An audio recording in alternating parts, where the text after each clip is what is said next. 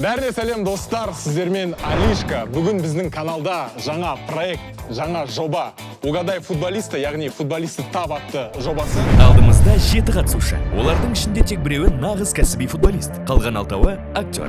Жюридің мақсаты кім өтірік айтып тұрғанын анықтап, шынайы футболисті табу. Әр раунд сайын біз бір қатысушымен қоштасып отырамыз. Соңында егер біз нағыз футболисті дұрыс таңдасақ, жеңіс біздікі. Ал егер қателесіп, актер таңдасақ, онда актер жеңімпаз атанып 100 000 теңге алады. Бұл футболисті тап жобасы. Маған бүгін нағыз футболисті табуға көмектесетін Нағыз футболисттар емес. нағыз футболисттер емес. Ол біріншіден жоламан. Айтсай кім екен? Жоламан стендапер. Болашақ әзіл патшасы. Мына жерде Асқар, сол жағында отқан Ансаған, стендапер, блогер. Біреу бар, секретный гость. Және Есентай. Перезавоз, давай. Родной. Асқардың аяғы сасып отыр. Әрең шыжын, көзім ашып кетті. Еще қалай кино түсіріп жүрсің деп. Және де сол жақта Соққы және гол каналының мүшесі Бексұлтан Кеурім Қос. Қандай мүшесі? Бексұлтан. Негізгі бас. Жоқ, Бекістің әзілдері маған, әзілдері қатты ұнайды. Өте интеллектуалды әзілдер, футболдың қыр-сырын біледі. Бекіс керісінше, өте тонкий, үзіліп қалайын деп тұр, сәл күлмей қалсаң. Барсын болельшігі. Барсын болельшігі. Міне, содан бастамайды. Сен де Барса болельшісің ба? Иә? Сіз Реалда? Реал. Жалпы бүгін келгендер бәрі топ қой, короче. Топ адамдар. Топ адамдар ғой бүгін. Бәрі емес қойдасы. Честно, по факту, да. Мен көрерменді алдай алмаймын. Бәрі топ. Өз-өзін жегізіп отырмын ау дейді. Жоқ қойшы. Құрметті көрермендер, мен сіздерді алдай алмаймын. Честно бар ғой. Арамызда топ емес бар. Енді Өздеріңіз комментарияға жазыңыздар. Айтпай қойын, мысалы, жоламан деп, да. Бетіне баспай қойын. Жоламан мен үшін топ, өткені Реалдың болельшігі. Реал болашақ әзіл патшасы. Болашақ әзіл патшасы. Дайынсыздар ма? Я көңіл күйген бір түсір жүрейін, иә? Макалистер деп. Ансақ есінде тұр ма? Иә. Макалистер Реалға дос соқты ғой. Типа... Өте қиын болмайды. Болмайды, сіздің бірден табу аламыз, иә, футболисті? Не қиынды ғой? Ауызбен сөйлеп отқа қиын деп ойлайсың. Білмеймін ғой енді. Отыра береміз ғой. Сен қалай ойлайсың, Есентай? Не ойлау. Қаншалықты қиын болады? Сөйлете алмай отқан сен. Сен қалай ойлайсың Есентай? Алиша, мен қалай ойлаймын? Мені ойлау керек айтшы. Қаншалықты қиын болады? Бірден табамыз ба футболисті? Әлде кішкене? Кішкене болса бірден табамыз. Егер де осылай көрінбей тұрса, табу қиын болады. Өзімізді қоспаймыз ғой. Қазір келмесе қиын. Давай, көрейік. Кәдімгідей футболшы, иә? Я футболшы бірінші, екінші лигада ойнаған бәлкім бар ғой, сондай. Мен негізі екінші лиганың матчтарын жүргізгенмін ғой мен. Мен дейтін, мен Қазақстан футболының фанатымын. Мен барлығын кәдімгідей қараймын. Бәрін қараймын мысалы. Мен вообще қарамаймын. Честно айтайын, мен интуицияма сеніп келіп отырмын бүгін. Дұрыс. Бір-екі магия бар деп. Міндетті түрде действующий футболист емес ол. Бұрында ойнаған болуы мүмкін. Короче, бірінші, екінші лига главный профессиональный контракты болған адам. Бала кезінде ойнаған өсіп кеткен болса. Самат Смаков келіп тұр. Қайсы футболист? Енді ондай емес па? дата ойынды, ондай емес, но. Все, давайте бастайық. Ұзын сөздің қысқасы, қатысушыларды ортаға шақырайық. Давайте, давай.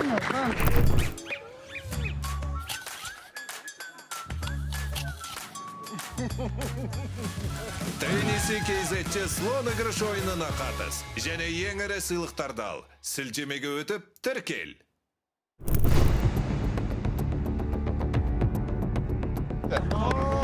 Шапалақ ұрайық.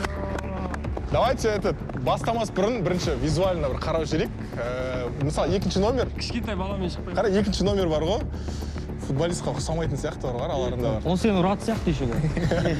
Екінші номер футболистқа ұқсамайды деп бізді адастырып отыр уже. Мен өзім білмеймін. Ұқсамайды сияқты, бір футболист сияқты.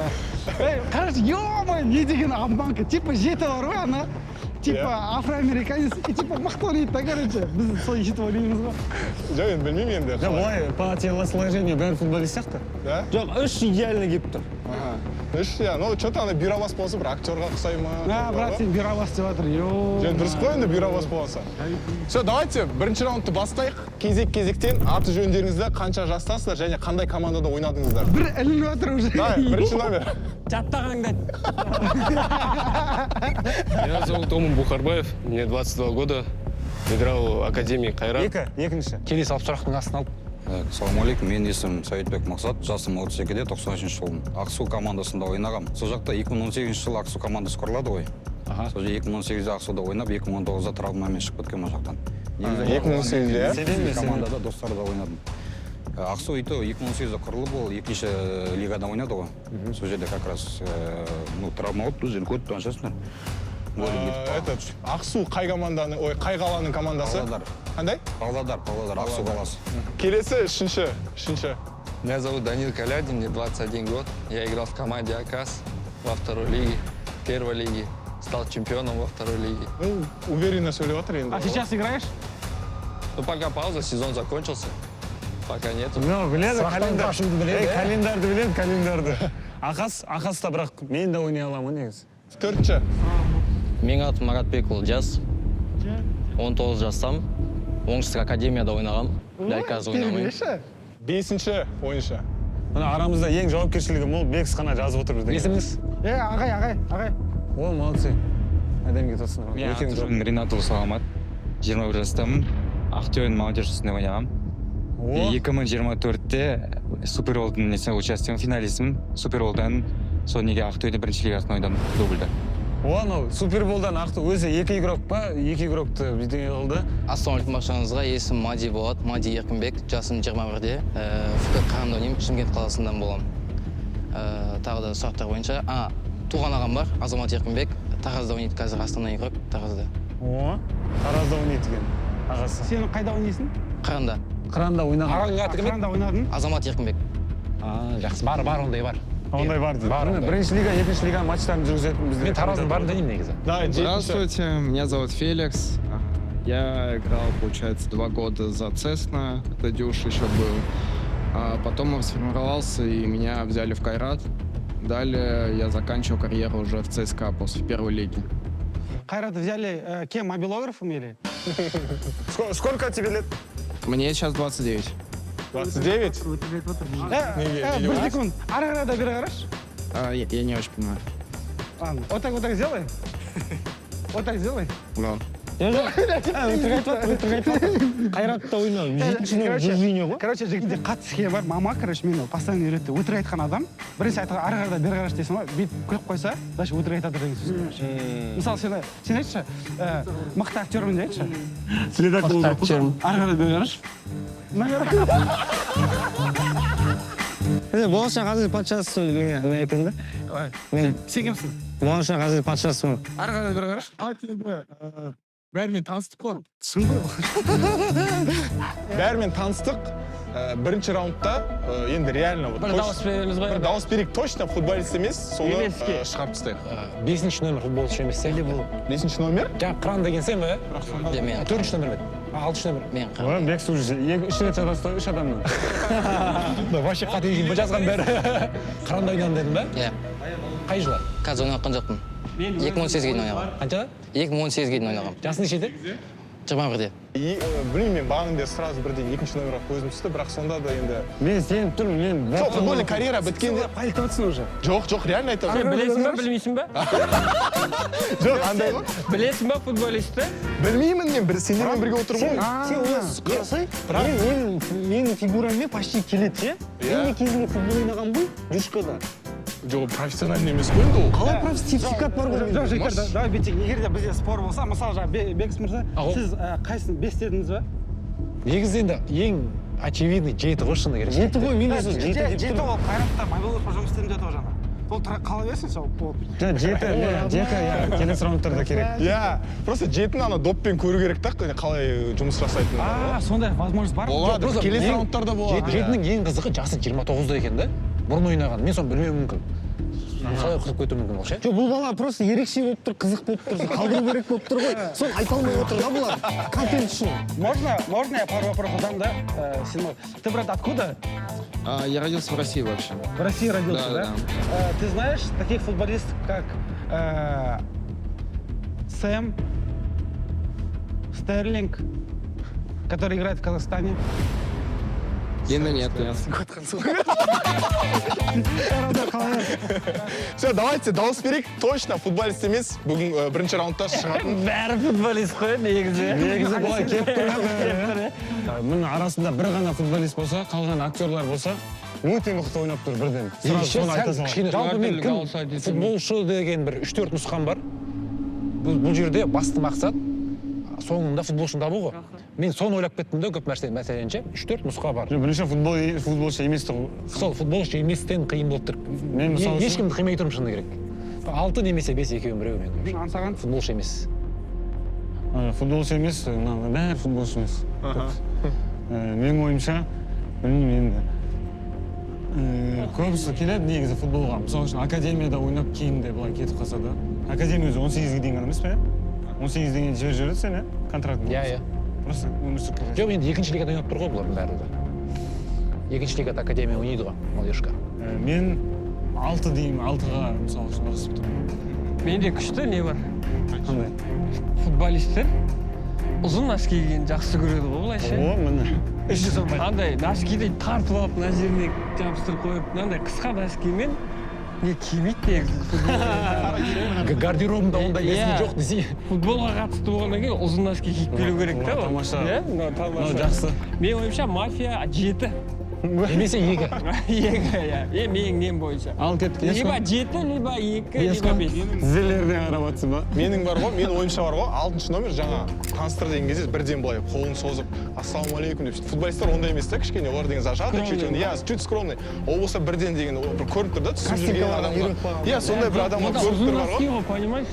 Жоқ, барлығы сондай емес қой, бірақ. Иә. Жоқ, менің ойымша. Ұзын носки. Жоқ, андай балалар болатын еді ғой, баяғыда дворда. Күшті бутсы, күшті новый нәрселер киіп алады да, бірақ ойнай алмайды, иә. Бірінші тім болғаннан кейін бізге қиын, конечно, настоящий мафияны табу.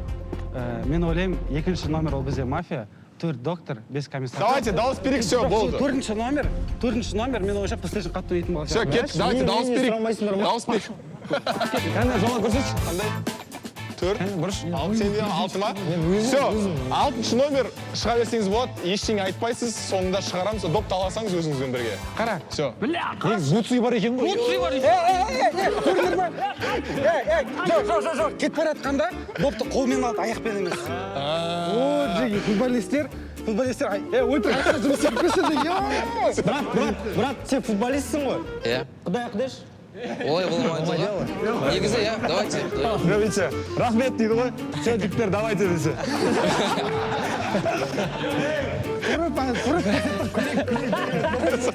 Брат, мына жерге күшін көрсетші, брат, мына жерге. Қараш аяғының күшін. Жоқ қой? Жоқ па? Жоқ қой. Ұзын носкиді шығарып жүргендегі не бар? Не үшін 7-ге дауыс бергенімді? Андай, ақталайық та. Потому что сенің логикаң ол нәрсеге де жетпейді, Алиш. Сен ол жігітке сен андай обычный кроссовки ма, ана көрмей тұрмын да, сен типа бізді шатастыру үшін сондай кроссовка киіп кел деп айтатындай логика жоқ сенде ше. Жоқ, білесің ба, не үшін ол андай кроссовки? Просто бутсы бар, бутсымен кіруге болмайтын жерге. Анау неге кірді жаңағы бала? 5-ші, 4-ші номер. Білмеймін енді ол. Оның бірінші жүргенін білді. Өйткені оған кәсібе әкеп берген ғой, міне. Жігіттер, мен сол үшін дауыс бердім. Еще қысқа носки, еще аяқ киім вообще. Жоқ, бутсы кигізуге болмайды. Бірақ ше, мысалы үшін, егер футболист болсаң бар ғой, осындай жерге түсу керек болса, бутсыны алып келмейсің ғой. Сары көпке ма бірдеңе алып келесің. Жауапкершілік, ол біледі, ондай. Давайте все, келесі раундқа көшейік. Екінші раунд бізде әр адамда 30 секунд уақыты болады. Доппен финт немесе өзінің жаңағыдай набивать етуге болады өз түрін. Алдаш біздігі. Да, кеттік, көрейік. Опа. Ох, міне. Қара, техникасы жақсы. Али сөйлемеш. 30 секунд бар деген Вакрусета, көрші вакрусета. Сенсіз ме? Мұнаны мен 4 жыл үйренгенмін ғой. Баратаға бір теліп көрсін.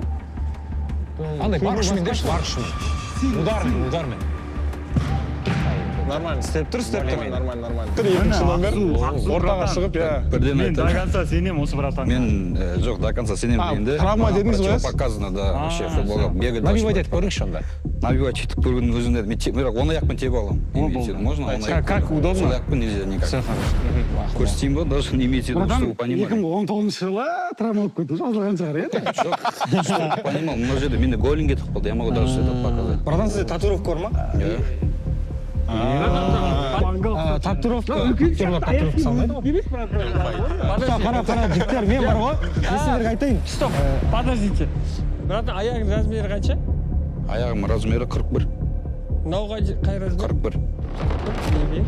Деп күйді. Банға ұқсап. Татуировка. Үлкен сияқты аяқ киім өзілік емес, братан, бар ғой. Мен уже қанша жыл, 6 жыл болды ғой. Аяғың кішірек қалды. Жоқ, саған в целом футбол ойнауға болмайды. Сағап жүрмейсің ғой. Ну ладно, ошибка шығар. Бір теуіп көрсеңіз. Братан, вы же говорили, что могу видео показать тебе. Видео нет, имеется в виду операцияның ішінде аяқ жасалған көрсетеді. Да, травманы посмотрим. Дальше ролим, конечно, брат. Смотри, брат, мына жақтан үлкен не салды да, мына жерден 2 шуруп, мына жерден 2 шуруп, мына жерде бөлім кетіп қалған менде. Авариядан болды? Жоқ, тренировкада. Мен кәдімгі өз аяқ отырып қалдым ғой, отырып қалдым да шыққам. Смотри, аяқ киім какой большой, брат. Не шығар? Мен чувствую, Баски болған шығар. Баски болған шығар. Жоқ, реально футболдан. Өз аяғым өзім отырып қалдым. Көрсетейін, жақын тұрсыз да, мен шансым сізге қоятын. Сіз футболистсіз ғой, иә? Ары қарай бері қараңызшы енді. Қайым жаққа ма былай? Жоқ, типа. Вроде проверка. Жоқ, Давайте жай удар көрейік, ударды, иә? Егер қимылмаса. Қанша жыл ойнадыңыз удардан бұрын? Қанша жыл ойнадыңыз? Енді қара, мен, получается, дюшсада ойнап жүрдім. 2012-ден бастап. Ауылдарда ма? Жоқ, Ақсуда өзімізде, ауылда ғой. Қалада, суда ойнап жүрдім. Сосын 2013-те мен неге бардым? На просмотрға бардым Ертішке. В целом қанша жыл? Ол жерден енді Ертішке бардым парқара. Ертішке бардым, ол кезінде Ертішке. Қанша жыл, просто қанша жыл? Енді профессионалды санасақ 19-ға дейін санап көр, енді 12-ден бастасақ 19-ға дейін. Енді целым, ол профессиональный емес. Просто айтып отқан. Бірақ профессиональный контрактым тек 18-де бір жылға болды. Қай позицияда? Мен опорникпін. Опорник? Есіміз кім еді? Бой жағынан опорникқа келіп тұр. Есіміз кім еді? Мақсат. Мақсат Байжан. Именно сол кезінде Талғат ағамыз болды, Кайыр Байсуфовтың сол кезінде. Келіп тұр, келіп тұр. Егерде қарып беріп атсаң, ренжеп, ренжеп. Жоқ, ренжеп. Ол, братан, бір теуіп көріңіз. Тепе қойдым.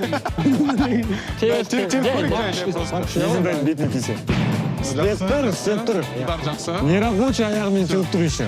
Үшінші. Міне, ЛФ-та ойнайды сияқты. Ол бар ма? Яғни любительский лиганың бір. Айша ма? Что-то на дұрыс набивать ете алмай жатыр ғой. Хотя бы лицо красивее. Ақаста ойнадың, иә? Иә да. Ақаста, бір сұрақ. Легенда аты кім? Гридин. Сергей Гридин. Мен де білемін. Сергей Гридиннің Ақаста ойнайтын бар ғой. Көп адам біле бермейді неге? Пресс покажи, пресс. Нету пресса, брат? Эй, істеп тұр. Енді бір пар ударов. Бір перекладина сразу тегізе саш. Перекладинio? Эй, удар көрінді ма? Былайынан теуіп тұр. Қайсың, брат? Да, решаю. Футболист ма? Неше футболист болып кетті менде. Жоқ, бізге Профессиональный контракт просто бұл бар ғой, любительский игрокқа ұқсат, ЛФ-та ойнап жүрген бар ғой, J-лига бар Алматыда, соған ұқсайды да? Хочу сказать, у меня такой вопрос. Самый красивый гол, который ты забил, и какой команде? Ордабасы на выезде играли в Шымкенте. Шымкентте қай стадионда? Биг. Ей, бәттір мыналар. Бәрі дайындалып келген ғой. Все, давайте. Негізі прическасы да жалпы футболистке ұқсайды.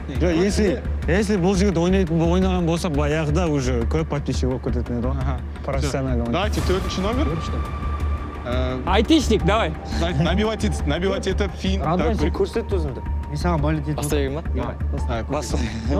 Секунд берейік, кейін жазып қой. Бір шанс берейік. Бірақ бұндай да футболисттер бар ғой.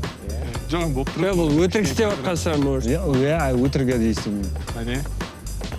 Жақсы. Набивать етіп бәрі біледі ғой, ең басқа. Нормально. Ей, тұр ғой, істеп тұр. Қанша жастан дедің? 19-дан. 19 жастан. Модрич сияқты деп көрші. Модрич сияқты. Модрич қалай тебеді? Бұл да екеуі бір командада ойнайды сияқты, жаңағы екеуі. Сен қай командада ойнадың дедің? Оңтүстік академия ғой. Оңтүстік академия. Екінші лигада ма ол? Мен QG лигада ойнадым. QG лигада, иә? Жоқ, негізі QG лигада ойнадым. Екінші лигада ойнадың ба? Екінші лигада, иә, QG лигада. U17-де ойнағам. 23 метр. 17 демейді ма? Мәселе болып тұр да Жоқ, иә, бұл жерде андай мәселе. Бексұлтан мен мәселемді ойындағы айтқысы келіп тұр, айтшы. негізі мынау KG лиганы біз енді кәсіби футболшы ретінде қарамаймыз ғой. Негізі, иә. Жасөспірімдер арасындағы лига. Өңдір. Иә, контракт жоқ ол жерде. Содан кейін екінші вопрос. Ю-17 демейді ма? 17-сінесіз. Тәрбиелейді. Менің данным Софоскорда бар да. И профессионалды спортшыға келесің. Қандай Софоскор? Не бар? Флешкор? Жоқ, флешкорда жоқпын. Софоскор, иә, Софоскор. Флешкорда біраз адам жоқ қой. Айлығың бар ма? Айлық жоқ. Профессионал емес ол. Да? Айлық болмаса профессионал емес қой. Бірақ ойнаған болуы Профессионал айлық алу керек.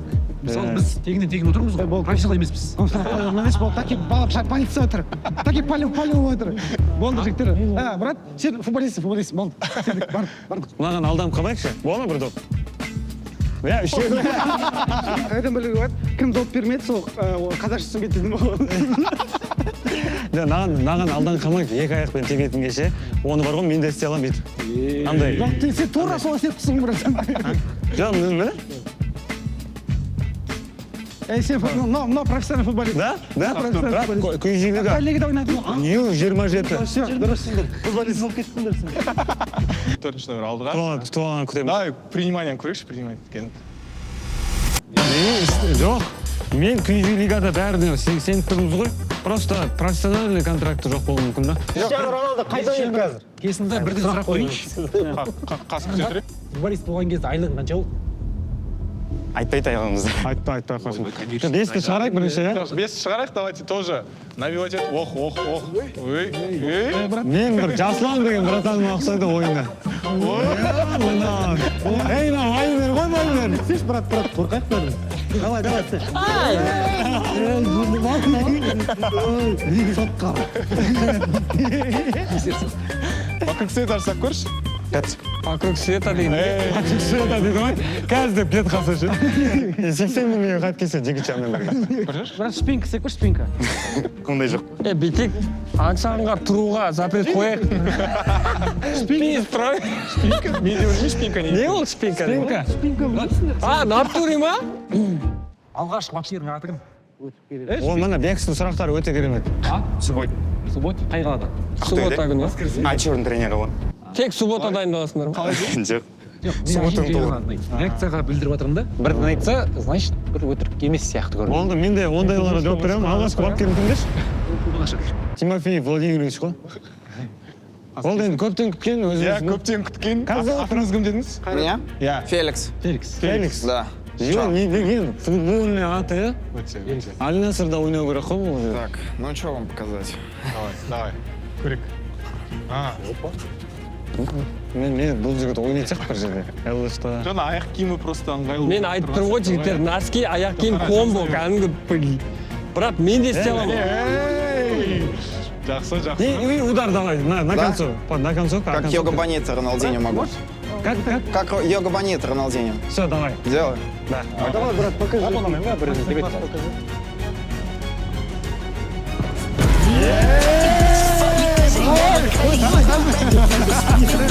Грудьқа жақсы Жоқ, керек. қараңдаршы. Жігіттер. Феликс, қазір, бір можешь мяч поставь оттуда? Так, оттуда, как штрафной будешь бить. И коленем бей, коленем сразу. Не, я головой только бью штрафную. Нет, с коленем попробуй. С коленем? Отсюда, серьезно, без приколов. Не, реально, вот так, да? Да. Все делаю. Давай. Все.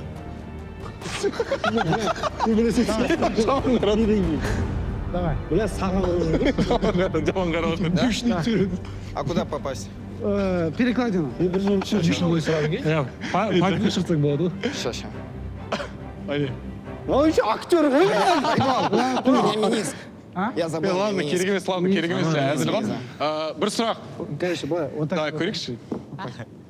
Треск қалмасын шекеу.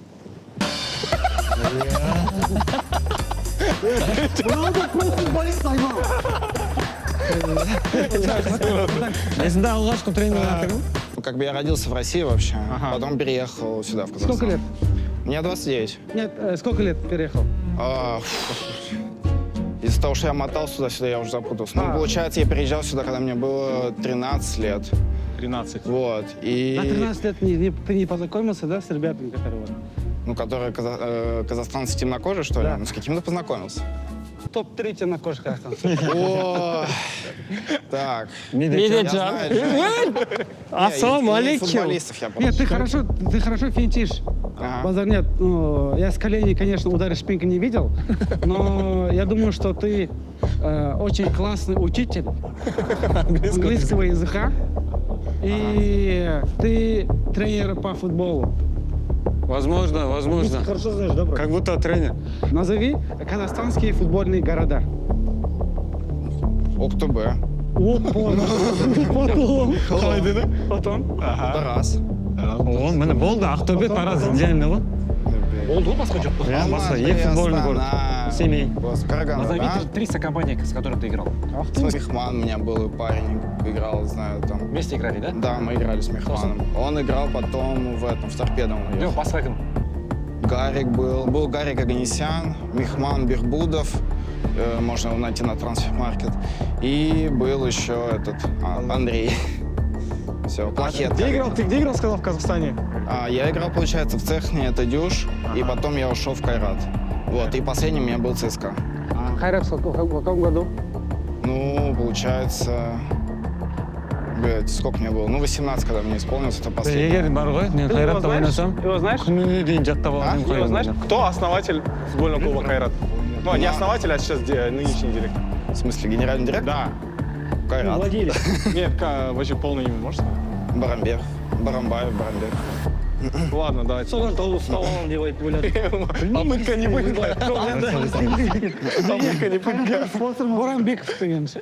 Жоқ, енді жаңа қателесіп қалдым. Негізі Бұрында кім? ойнады ғой. Боранбаев. Брат. Так, Ал бірден, давайте бірден голосовать етейік. Кім? Если честно, ворот футбольный данный болсақ, финт енді. Вот 7-й номерде самый красивый. Он все-таки Братан, поверь мне, ауылда одан да қатты істейтін балдар бар. Қай ауыл? Класстастарым бар, который. Акш. класстастарың емес, сыныптастарың шығар. Сыныптастарым деген ғой, бәріңіз кинода. Давайте, дауыс берейік. Бір көтереміз болды. Мына жүрегім ауырып тұрып, брат бар ғой. Реватор керерсің. Төрт қол нешені көтерсең де, ja? Төртінші номер. Да, ансаған көтере сал. Ja, мен төртті көтермеймін. Наполеон төрт Бәрі ғой, не көтерсең де. көтерейікші. Әр түрлі бере салайық, бәріміз. Төртінші номер. Сізбен қоштаспаймыз. Давайте соңында келесіз. Пока что бара берсеңіздер болады. Жалпы айтып отқан ғой, келесі соңында келеді ғой. Неге төрттен айырылып қалдық біз ол? Бұл профконтракты жоқ болғаннан кейін, Фиджи лига деді ғой. Брат, өте сомнительный ғой бұл кісі. Бізде үшінші раунд сұрақтарды қойып, каверзный сұрақтарды қойып, жалпы кім капитаны болды, қанша гол соқты. Күшті вопрос, бірінші номерге. Проф ойнадым деп тұр ғой. Иә. Профессиональный күшті бутсының бағасы қанша тұрады? 100 мыңнан ары. оның бәрі біледі ғой. Не, мен не үшін білмеймін. Мен де білем. Шықтың, иә? Бірақ сұрақ, Қайрат академиясы қай жерде орналасқан? Да, ну мынау. База Қайрат. База Кайрата вроде находится чуть ближе. Қаттырақ айтшы, қаттырақ, брат. База Кайрата находится чуть ближе к Алмалинский вроде. Алмалинский вроде район. Болды. Мен білем ғой қайда екен. Олар айтып жүрме. Өте интеллектуал кісі ол Бексті жақсы көреді. Бекс қандай болады? Жақсы. Вроде дегеннен кетті ғой. Қалайсың? Кәдімгі сол жақта жұмыс істейсің де, ақша тауып жүрсің. Вроде айтасың. Мысалы, мен қайда тұрасың деші? Вроде қалақпен жақтама сол жақта да. Молодец. У меня вот один вопрос. Да, слушай. Ары қарай бері қарашы. Короче, жұмысымен жатыр бұл. Это да хотел. Так, екінші номер. Сіз ойнаған кезде команда қаншасыншы орынмен аяқтады чемпионат? Біз 15-ші орынмен аяқтадық, бірінші лига. Екінші лигада 15-ші орынмен аяқтадық, екінші лиганы. Одан кейін мен енді 18-несін аяғында травма алдым ғой. Бірақ 19-да ол 13 күні не істеді, и 20-да бірінші орынмен первый лигаға шықты. Одан кейін енді өзім арнау бала ғой енді былай білгенде. 21-де бізде первый лигада ояқтан бірге шығып премьер лигаға шықты ғой 22-де. 22-де премьер лигада 6-шы орын алды сразу. Бұл жерде как раз Астана чемпион болды. Сіз айбол ойнаған сезон ғой? Ау? Айбол ойнағанда жоқ қой? 23-те біз 14-ші орын алып ұшып кеттік. 20-ші как раз орда бас чемпион болдық. Бірінші лига мен екінші лигада ойнаған кезде ойнадыңыз, дұрыс па? Чисто екінші лигада ойнаған. Чисто екінші лигада? Құрылған жылы осы. Ол үшін Бірінші жыл. Иә, бірінші құрылғанда былай болды ғой ол жерде. Мен ол кезінде жаңа заводта істеп жүрдік қой, Ерже заводта. И бізге 2018 жаңағы Ақсу командасы құрылады. И сол команданың спонсоры главный ол біздің завод жаңағы РЗ завод болады. И біздің заводтан біз заводтың ішінде өзіміз ойнап жүреміз да жаңағы получается енді. Өте күшті сөйлеп отырлар ғой. 3 бала алады өздеріне жаңағы Ақсу. Соның ішінде менде барым да как раз бірінші контрактым болды. Мен андай нәрсе айтайыншы. Біз ана сұрақ қойдық қой. Өзінің карьерында айтты деп. Бұл кісі полный Ақсудың карьерасын айтты, короче. Мысалы біз бір сұрақ қойдық қой. Оған талпа ответ келіп жатыр, понимаете? Я айттым ғой, біз оны сұрап отқан жоқпыз ғой. Как будто бір жатталып қалған нәрсе сияқты айтылып отыр да, мен ішімде сұрақ. Бірақ Еско, мына нәрсеге сенуге болады. Қара, Ақсу құрылған жылы, екінші лигада спонсор ғой бұл кісілер, спонсор болғаннан кейін 3 адамды кіргізіп жіберді деп тұр ғой. Мен бірінші контрактым просто бірінші жылы травма алып кетіп қалғаным. Зарплат қанша болды бірінші? Оны айтуға болмайды енді. Азыр көп емес, өтірік айтпай ақ көп емес. Болды. Кеттік, үшінші жігітке көшейік. Есімің кім? Данил. Слишком андай актер болса, есің өсе, Роман болды. Бірақ для меня, кажется, третий номер — это более как футболист. Бірінші екінші лигада профконтракты бар футболист сияқты. Ұқсайды в целом. Екі сұрақ болып тұрды. Регламентке байланысты. Екінші лигада қанша команда ойнайды? Мен білемін. 12-13. В прошлом сезоне 14 было. В этом сколько? А в этом я не знаю. В какой команде? Акас. Акас бірінші лигада ма? Акас? Кто чемпион? Топ-3 чемпион. Джерри второй, топ-3 чемпион. Джерри второй, третье место. Скажи, в этом сезоне. Первой лиги? Да. Кас, Пиртыш и Алтай. Ага, 3 аутсайдера. Опа-на. Получается, вылетел Туркестан, Актобе, последний не помню. Негізі бәрін дұрыс айтып отыршы, иә? Ага. The Family, знаешь? Да. Екінші лига. Какой лиге играешь? Первый. И во второй тоже. Негізі басқа тағы да екі футболист айтпашы маған. Любой ма? Я, любой. Даурен Суюнов и Роман Павинич. Короче, екінші лигада кім чемпион болды осы жылы, білмейсің ба? Этот Астана. Оңтүстікте. Жайық. Они потом с Астаной сыграли же. И Астана выиграла. Мен ойымша бар ғой, үшінші номер жалпы сол бір футбольный центрді бітірген, қазір жай ғана любительский ойнап жүрген. Профессиональный бір игрок. Инстаграмның андай сияқты, СНГ-шік сияқты, бәрін білетін. Или сондай достары бар ғой, қазір ойнап жүрген бірінші, екінші лигада. Бұл кезеттің админ емессің ба? Сондай бірдеңе болып жатса. Давайте жарайды енді бесінші. Болды, спорт чемпионаты. Давай көп сұрақ қоймайық, ойды ашып жүріңдер ғой. Бесінші номерге сразу. Бесінші номерге сұрағым. Футболист ойнату қиын болып жатыр ма? Ау? Жоқ, насыбай атасың ба? Жоқ. Не? Бөлі алда футболист емес. Снилс. Вардидің жатыр. Матчтан кейін носкиін ескейсің ба? Носкиіңді бүйтіп араларын сүртесің ба? Именно маған келгенде тупой сұрақтарға салып кетті. Жоқ, бүйтіп носкиіңде араларын сүртесің ба, брат? Жаңа атың кім? Саламат. Қалай? Саламат. Қай позицияда ойнадың? Қай позицияда? Левый вингер. Қазір не потомодающий 10 номер неде. Потомодающий. Қайрат без спортинг ойнады ғой? Спортингде единственный болып кім соқты? Мен қарамадым ол матчты. Күш сұрап тұрған жоқпын ба? Солай сұрақ қойып? Жаңағыдай футболисттер бар, которые футбол қарамайды. Саламат, саған сұрақ. Сен гол салмағанда саған салмайды деп мадақтады ма сені? Салмайды деп. Сәксен суперболда болдың, иә? Содан кейін профессиональный контрактпен кеттің, иә? Қай команда дедің? Ақтөбе. Ақтөбе. Жоқ, мен суперболды мен білем, біреу отқанын. Ақтөбеге, иә? Бірақ ол вратарь еді ғой.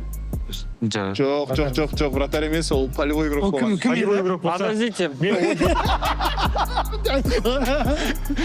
Ақтөбеде ойнадым. Ақтөбе жастарында ғой. Суперболда отқан жігітті білем. Ол жігіт бұл емес еді. Мен білем, түрін енді, түрін. Болды. Және 7-ші номерге сұрақтарым жоқ шығады ешқандай, иә? 7-ші номер. Көтеріңдер давай. Давайте кеттік ал. Четко бір сұрақ қоям, четко табамын. Бір, сен кім? Я решаю ма? Сен неге штанда отырсың? айтып отырмын ғой любительский лигада ойнап жүрген бір сондайға ұқсайды деп сол үшін бағадан бері мен соған көзім жетеді. Мыналардың бәріне қараған мынау что делать? Жарайды ғой. 5-те бір сұрақ қойдық та. Жоқ, давайте кім 1-5. Да, кесіп. 1-5 алдыға шығып Навису ойнап көріңдерші екеуің. Иә. Просто көрейік. Бізде ойнап көрсін. Навису просто допты жоғарыда ұстап.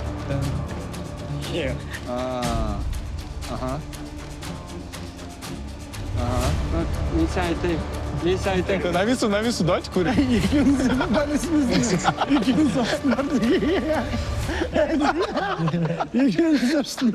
Әдестеу мүмкін ғой. Жоқ, мана әдейі. Жоқ, 5 болымен ойнап жүрген.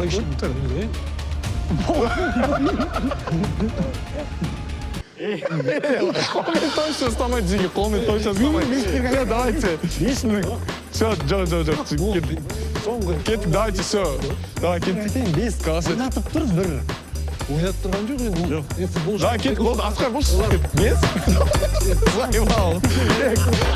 Голосовать еще, дұрыста болды, шешекші бір, давай, все, рахмет. Бірге жауап қой. Бара берсеңіз болады. Достар, осындай локация ұсынған үшін Футлап ұжымына үлкен алғысымызды білдіргіміз келеді. Олардың өздерінің футбольный академиясы бар, футбольный поле және көптеген станция бар. Толық ақпарат үшін төмендегі сілтеме арқылы өтіп, өздеріңіз куә болыңыздар. 4-ші раунд өте қызық раундтардың бірі деп ойлаймын. Мен үшін өйткені өзіме жасаған кезде осы раунд қатты ұнады. Қазір алдыға футболисттің жақын адамы шығады. Ол өмірінде немесе футбольный карьерасында бір қатысы бар адам. Ол қыз болуы мүмкін, ұл болуы мүмкін, оны ешкім білмейді, және біздің қатысушылардың арасында да оны білмейді. Кім екенін кезек-кезектен айту керек. Бұл жаңағыдай менің бірге жұмыс істегенбіз, СММщица, менің қызым деуі мүмкін жаңағыдай кезек-кезектен. Ешқандай сұрақ қоя алмаймыз, ол ешқандай сұраққа жауап бермейді, жай ғана тұрады. Мен танысым ұшып кетті ғой десе. Жай, ана ортаға тұрыңыз, ана неге. Барып қандай, үстін бетіне сүйіп алады. Кезек-кезектен екінші номерден бастап, бұл қыз сізге кім болып келеді, соны айтып кетіңіз. Танымадым мен бұл кісіні. Танымадым. Ой, екі ұшты Ема! Қарындас, алмасын, аныз тауып тұрсың ғой. Жоқ, оны сұрақ қоймаймыз. Сұрақ қоймаймыз. Она была в вакансии СММ. Аты кім? Милана. Милана. Қанша? Жоқ, сколько ей лет? Ей 20. 20? Милана. 5-ші номер кім екен айтсын? Дос қызым мен. Дос қызың? Иә, аты Әсем. Аты Әсем. Екеуің араласпайтынсың. Біз Әсемге сұрақ қоя алмаймыз. Иә. Қанша жаста? Миланаға. 21-де. Дос қызыңыз ол мектепте ма, немесе қай жерде таныстыңыздар? Ақтөбедегі досым. Ақтөбеде? Ақтөбеде танысып, еще бірге Алматыдасыздар қазір, иә? Иә, ол последний курс. Несі айтайын. Ақтөбеліктер келетін Алматының андай не шығып тұр андай, иә? Бір секунд, Жастары кейінеді. мен мына конкурсты вообще түсінбедім. Сен Алиша өте қызды көргім келіп шығарып алдың ба конкретно? Қараңдар. Сен саған қызық болып отқан сияқты. Жоқ, қараңдар. Түсіндіріп кетейін, қараң. Конкурсқа қойшы. Олардан сұрамаса, олар өзі. Какой сіз конкурс, знаете, пацаны? А? Я не знаю. Почему девушка вышла, знаете? Не, я знаю. Ну, да, сегодня Я знаю. Почему вышла? Кем будет тебе? Это молодая девушка. Это жена моя. Да. Обручальное кольцо покажи. Кольцо. Сен неге біреудің әйелімен дос қыз болып жүрсің, не? А у вас обручальное кольцо? А у вас есть девушка обручальная? Үндеген ғой сен. Сөйлеспейік мен, дұрыс сөйлеп взял тұрған. Жоқ, вот так сделать, вот так. Да, жалко. Можно? Жоқ, ештеңе істеуге болмайды, короче. Ода мен, бар. Күні шейт білем бе? Не болып кетті? Ескі разъязы. Не істеп отыр? Сравнивать будешь? У него обручальное кольцо есть. А у нее что? Да, ода бар. Балаларым бар. У вас есть дети? Нет. Как? Жоқ, мен ешкім Как его зовут? Жанель. А что чуть думай, брат? Милана, а что чуть думай? А что, я не могу подумать, что ли? Нет, ну ты подозрительно подумал, да? Короче, мынау раунд түсінікті ғой. Түсінікті кім екен. Ей сколько лет? Ей 21. Ей 21? И жена? Ну а что, не бывает негізі ше екінші нөмір сияқты өйткені өтірік алдырмайтын көрінеді. жоқ екінші номер давайте тағы да бір берейік. Бұл қыз кім болып сізге келеді айтыңызшы. Айтып танымаймын. Танымаймын. брата екеуміз бір волнадамыз мен де түсінбей жатырмын не жатқанын. Настоящий футболисттің мынау жақын адамы. Жақын адамы, иә. Настоящий футболисттің. Иә. Да, Нуна. Енді түсініп отырсыңдар ма? Да, Нуна. Бұл настоящий футболисттің жақын адамы. Жақын адамы. Иә. Бірақ бұл жерде футболист не емес получается, да? Наконец-то. Екінші номер футболист емес. Сонда бана полицейді қойды. Сол. Жоқ, тогда мен сұрақ. Тогда мен сұрақ. 5-ші номер. Есімі кім деді? Ебой, Дон. Брат, жоқ, короче. Жанель. Да, Нуна, памяттегі. Сколько ей лет? 21. Жігіттер, болды. Все, да. Все, давайте екініп голосовать. Жоқ, тоқтасana. Екінші номерді қоштасайық екінші номермен. Екімен қоштасамыз ба? Иә. Қоштасуға не себеп? Иә, кете берсеңіз болады. Ана қыз кетіп бара жатқан, ана бала 5 эпизод болып дейді ғой, короче. Типа, Нет. сендер қаз деген сияқты ше. Деді. Менің қорқынышым мынау үшеуін ешқайсы футболист болып қалса кетіп қалар боламыз ғой. Сол қиын болып тұр да. Жігіттер, Үшеуін біреу футболист әрі қалса, футболист қалса, міне. Бізде 5-ші раунд реквизитті ортаға шығарайық. Шақырамыз реквизит бұл. Кезек-кезектен просто на точность. Бұл ничего не решает, просто вообще футбольный скиллдарын. Давай. Давай, брат, делай. Топей. Сындыр. Жақсы. Хорош, мен балам ғой. Ага, нормально. Ана сындырып тастау жоғынан жігіттер. Ударлары былай енді четкий. Отрык істеп жатқан сияқты еще. Так, этот судить очень, типа, трудно. КПЛ-дің игроктары даже қиналып салады ғой, неқа? Қараңғы спорт. Таза соқты. Оңтүстік академиясы. Біріншісін келісіп алғансыңдар ма? Аха, екеуі соқты. Ай. Средственно удар деген. Жана 5 жақсы. 2-ден қарағанда 5 жақсы соқты. Футболист. Мен бағана футбольный деңгей қозғалмайды. Полный футбольный қозғалып тұр ғой. Анимациясы бар ғой, анимация сондай жігіт киіп отқан. Кендері сондай. Че, переживать етіп тұрған жоқ, жынасы қаранды. Жынасы пофиг тұр. Öyle подготовить етіп отқан сен ол. Досым, отсай сен, мен ойнайын. Давай панельку хотя бы. Давай. Ойбай, төртеуіміз соққан адам. Қояды ғой.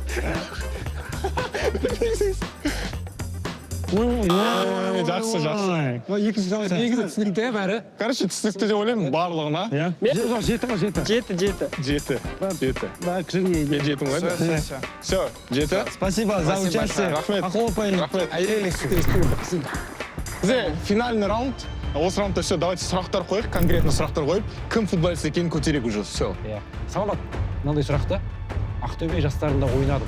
Алаң, стадион. Қалай аталады? Ау? Сенің ойнаған алаң.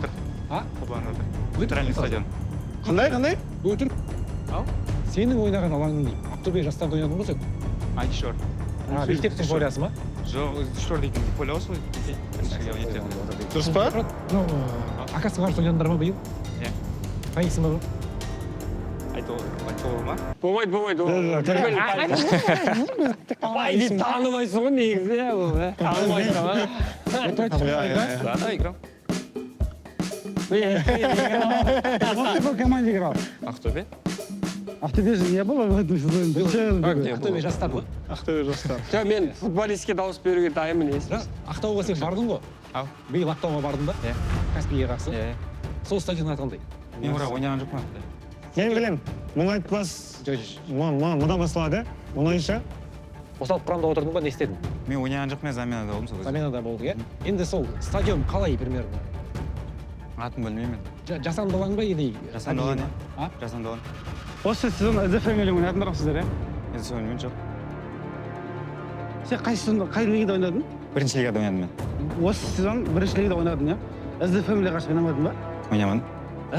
Как? Сіздер круговой ма или на вылет па? Жоқ, круговой ғой. Бірінші лигада СДФ-мен бар ғой. нәрсе ойнағанын санамайды да ол. СДФ-мен. Ойнадың ба? Ойнадың ба, ойнамадың ба? ойнадым бірақ мен замин травма болды менде. жоқ ойнамаған ғой, просто андай типа ойнамаған енді бүкіл 40 матчтың бәріне қатысуға не обязательно ғой деген сияқты ғой. Менің шатласты сөзі. Екеуің де қайтыңдаршы. Ана үшеуін шығаршы. Қай стадионда ойнадың ағасы? Жасқыран. Жасқыран, да? Алматыда басқа қандай командалар бар? Хантенгри. СД были в начале. Вы какое место заняли? 9-е. В этом сезоне? Да. Так с Таразом счет какой был? Выезд я не ездил. 3-0 Да, поехали. сейчас 3-0 Олар дұрыс сөйлейді. Олар керемет телефонмен қолданбай қойық. Хайратом играли же вы? Да, Жастар. Да. Счет какой? Счет? Дома 3-0 выиграли, в гостях проиграли. Много. менде басқа сұрақ жоқ па. Гридин. Өткен жылы ойнады ма, ойнаған жоқ па сендермен бірге? Ойнады. Последняя игра с кем была у вас? С Каспием. Счет? 2-1. Оған дейін сұрамай қой досым. Оны біз білмейміз ғой досым. Біз білетін Анау бар ғой, футболисттар қызыл ішеді ғой. Изотоник. Менің ойымша бар ғой. Үшінші нөмірдегі бір аккаунтты жүргізеді футбольный ше. У меня последний бір сұрақ қойып ғой, жігіттер молодой сөйлемей отыр ғой. Вот эти футболисты, сен орысша білесің ғой, да, брат? Я білемін. Айта бер орысша, да? Я. Футболисттар ішеді ғой деп қоямын. Футболисты же пьют после этого красный, зеленый. Как это называется? Витамин ғой. А? Витамин.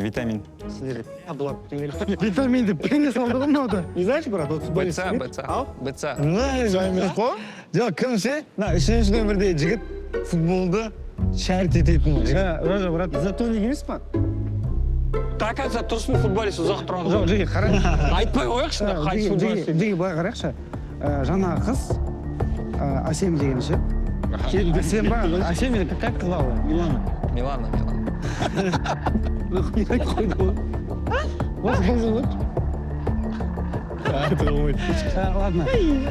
Жоқ, ана қыз СМН-ға келеді түрі негізі ше. Дос қызға келмейді. Жоқ, ол қыз СМН екен италиясын ғой. СМН екенін білемін мен оның. Да? Бірақ дос қызы СМН болуы мүмкін ғой енді оны да келіп.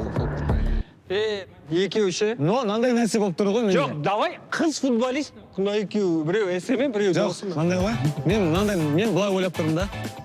Қыз СМН ғой. Мына жігітті СМН-де істейтін сияқты. Ну, бәрін біліп тұр. Невозможно профутболист ол. Месяцтің соңғы матчына дейін айтып береді. Жоқ, брат, ол сен брат профутболист болсаң ше, бәрібір болады саған ше. Сезонда кім ойнап жатқан жоқ ондайлар білмейсің ғой. Просто прикольно, но бір гол кезет па, спорт шредингері ма, бірдеңе жүргізеді. Бірдеңені біліп тұр. Бәрін просто статистиканың бәрін біліп тұр. Қыз СМН ол кімді брат, бір секунд қарайын. Дос қыз екеніне сенемін, өйткені Энзо. Бой ұзын и бой кішкентай жігітпен жүргісі келмейді. Энзо, былай қарайын, да? Если какая-то страничка в Инстаграме тебе скидывается авторство, но уже пусть отыр ғой, ты можешь посмотреть статистику или нет? У меня один аккаунт свой только. Брат, насымен білесің ма? Ертіс командасына қарсы ойнадыңдар ғой екеуінде. Қастан футбол жайлы. Ертіске қарсы ойнадыңдар. Ертісте ойнап жүрген 3 футболшы айтып беріңдерші. Өйткені бәрі білет негізі. Сендер соларға қарсы ойнадыңдар, олар мықты жұлдыз футболшылар. Кім? 3 футболшы. Дамир. Аты фамилиясы? Оңғарбай ма? Дамир. Келесі. Любой. Ертісте көп негізі жұлдыздар. Не помнишь? Көп қу, Арман, Кенесов. Я Кенесов қоймыз. Жеге, енді сіздерге сұрақ. Егер де біздер қазір кім футболисткен тапсақ, жеңсек, бізге призовой бір нәрсе бере ма? Жоқ. Онда не үшін біз қиналып жатырық? Похуй емес па? Иә, болды. Футболды ойнайтын адамдар футболды қатты шәрт етпейді. Футбол шәрт ететін адамдар футбол ойнай алмайды. Дәл осы логикаға сенемін да. Мен күшті футболист емес, бірақ футболды шәрт етеді. Возможно, ЛЛ, G-лига бірдеңелерде ойнайды. И 5-ші нөмір каким-то образом ойнаған деп ойлаймын. Бағана көрдіңдер ғой? Вместо удары футболистке келеді. Мен шынымен екеуі де футболистке ұқсайды, да? Ну, оларға екеуі де айтып тұр ғой, біздер осы өткен сезонда ойнадық деп. Но өткен сезонға қарасақ, онда келесі сезонға дайындалу керек, форманы сақтау керек қой. Форма жағына 3-ші номер келеді, 5-ші номер келмейді. Содан кейін мен 5-ші номер футболист деп ойлаған, но СДФМермен осы сезон ойнамады дейді ғой, бірінші, екінші лигада. СДФМер бірінші лигада, екінші лигада бар. Жоқ, мынаны мысалы. И тем более мен бір сұрақ қойдым 3-ші номерге. Соңғы ойнаған матч қандай, Каспиймен счет қандай 2-1. Шынымен де сондай болды. Жоқ, 5-ші номер айтып отырмын, бағанан бері заменада отырмын деп. Заменада отыратын. Жоқ, ол айтты ғой, мен өзім ойнамадым, бірақ команда ойнады деді ғой СГ-ға қарсы. Сен сөйтіп айттың ғой, сен солай ма еді? Жоқ, вообще. Жоқ, 5-ші номер. Бірақ 70 минут, 90 минутқа шығарсаң ойнап береді бір матч. Біз ше, футболист шығарып жіберіп, екеуін қырылдырып отырмыз. Мен айтайыншы, мен Как будто бы бұл футбол бойынша негізі Реалдан басқа. Реалдың 80% қаған бұл. Бірақ интуициям бойынша негізі екінші номер. Телос машин ескіліп. Екі негізі футболист болып қалай кетші. Қазір мен екі жігітпен интуиттар былай направление еттім да, и как будто 5 действительно футболист. Жоқ, смотрите. Короче, давайте все, финальный итог. Кім футболист, соны көтерейік. Сіздер әлі айтпайсыздар. Кім футболист? Ақасты да ойнау мүмкін. И кім? Реально СМ сияқты Ақастың. А сен қайда тұрасың қазір? Қазір ма? Ақтөбеде. Просто Вот Ақтөбеде осы проект үшін келмейтін шығар ма? Осы жақта қыдырып жүрмек. Смотри, Анс, кім деп сразу жауап берген, сразу СНМ деп ол қиын нәрсе ғой. СНМ деп айту үшін оны либо дос қызым, либо танысым деп, либо қызым деп айта аласың. Сразу СНМ деп айту невозможно. Давайте дауыс берейік. Кім футболист, соны көтерейік, соның номерін. Кеттік. Көтер. Кәні. Бір көрсетіңдерші маған? Еба, да. Жақсы ойын болады. Еба, мен решаю ма? Жоқ. Кәнесі. Өзгертемін мен жігітті. Ола ма? Да, өзгертші. Мынау үштегі жігіт. Жоқ, күтеді. Акаста ойнамаса да, бір Акастың жастарында ойнап қалуы мүмкін же. Үш жыласында бар деғаны, Акаста жұмыс істейді. Күндегіген бір Инстаграм жүргізер ма, сондай бірдеңе? Біздің ойымызша 5-ші номер футболист деп ойлаймыз. Енді барлық қатысушыларды ортаға шақырайық. Давайте ал, нағыз футболист бір қадам алдыға шығыңыз. Алды? Еш, алдыға.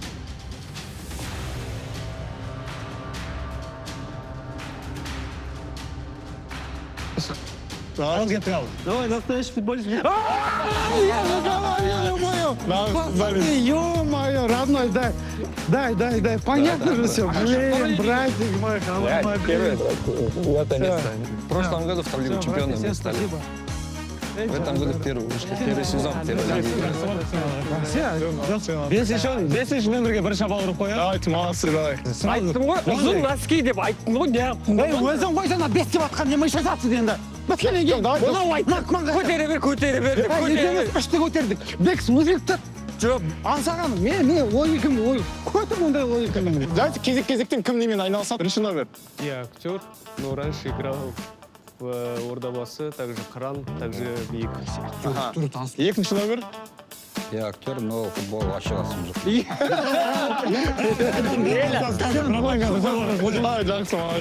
Түр бермедің, бірақ. Айттым ғой, аяқ киім үлкендер. Үшінші номерді айтып кетсеңіз, қай жерде ойнадың? Әлі ойнайсың. Профессиональный футболист с 9 лет играл в футбол. Начинал с любительской, до Старс, Дюшор.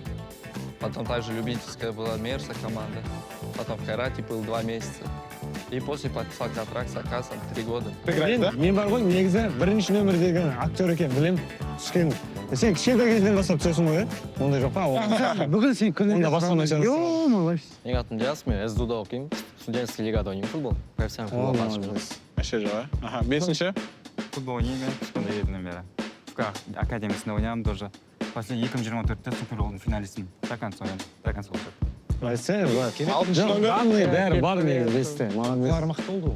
Так, 6. Ешқандай профутболист емес, мен негізі Шам театрынан Есентаймен аңсағанға пригласительный алып келуге келгем. Бізге пригласительный алып келуге. Номер 37-ге ма? алып келдің ба сен алып келесің? Тарсы. Неге аңсаған мен Есентайға? Я актер и не играю в футбол. Вот я же тебя видел давно, но ты хорошо играешь. Спасибо. Ты хорошо играешь. Ну, когда там был? Ол любительских лигах играешь, да? Не, вообще не играю. Вообще не играешь? Ну, я редко играю. Братан, да? Вот, көрдің ба, аяқ киім бәрі мен фактілер ескеп тұрып біле вот.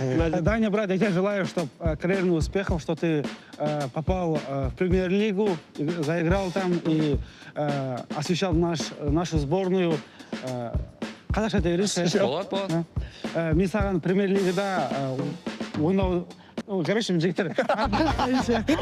Ол мен айтамын, құрметті Даниил, саған футболдық табыстар тілейміз. Бұйыртса бірінші лиганың чемпионы болып, премьер лигаға өтіп, премьер лигада өзіңді көрсетіп, Еврокубоктерге қатысып, сөйтіп чемпиондар лигасының әнұранын тыңдап, Сан-Сиро, Сантьяго Бернабеу, Энфилд, Олд Траффорд, Этихад сияқты стадиондарда гол салып, бүйтіп, вау, не деген краш деп подписчигін көбейіп, саған біреу машина сыйлап, сосын кішкене хейт алып, өйтіп, әйтеуір аман-есен болып, соңында 38-ге келген кезде біреуге ойнау бұйырсын. Ең бастысы біреуге дейін бірінші Зальцбургке бар, одан Саутгемптонда ойна, сөйтіп премьер лигада Фулхэмнің легендасы болып, соңында біреуге бір нәрсені ұмытып. Фулхэмға барасың, сөйтіп Челсидің қас жауы болып жүресің.